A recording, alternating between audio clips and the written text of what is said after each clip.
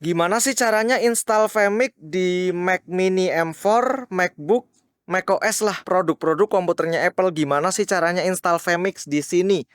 Jawabannya singkat, nggak bisa. Dan kalau ada orang yang bilang bisa pakai cara-cara aneh kayak pakai Wine, Parallel, crossover dan semacamnya, itu nggak bakalan optimal sih guys.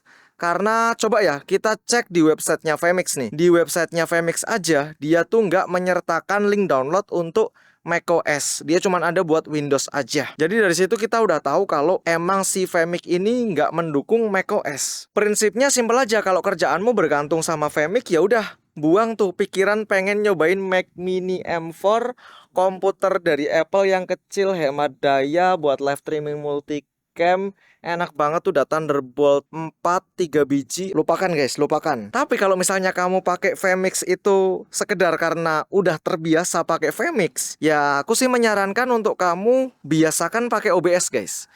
Karena ini buat running OBS enteng banget. Mau multicam langsung colok ke sini semua, capture-nya enteng guys. Mac mininya sih kecil dan enteng, yang berat itu setup kameraku ini.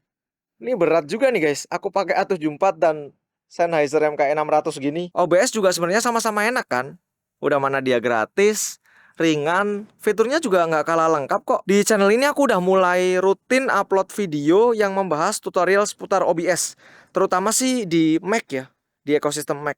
Jadi kalau kalian mau belajar OBS, boleh subscribe, follow semua akunku. Aku ngebahas tutorial live streaming guys. Dan kalian bisa cek nih, sekarang aku lagi live TikTok pakai 4 kamera, pakai Mac Mini M4 di OBS, performance-nya sangat smooth. Ada gula, ada smooth. Bahkan sekarang enaknya TikTok Live Studio juga udah bisa di ekosistem Mac guys. TikTok Live Studio udah bisa di Mac Mini, MacBook, udah bisa. Salah satu alasan kenapa aku kemarin mau rakit PC adalah TikTok belum bisa main di sini. Nah, sekitar 2 bulanan yang lalu TikTok udah update dan bisa main di sini. Ya udah, nggak ada alasan lagi aku untuk rakit PC. Karena dengan komputer sekecil ini, aku udah bisa live di YouTube, live di TikTok, live di Facebook, live di Instagram.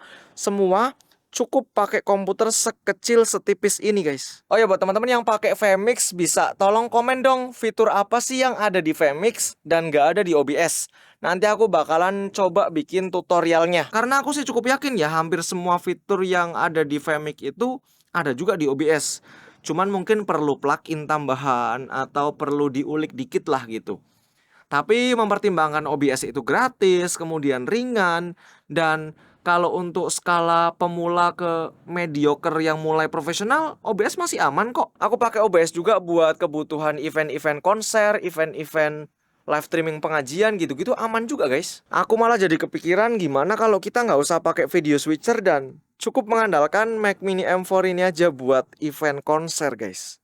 Apakah dia mampu?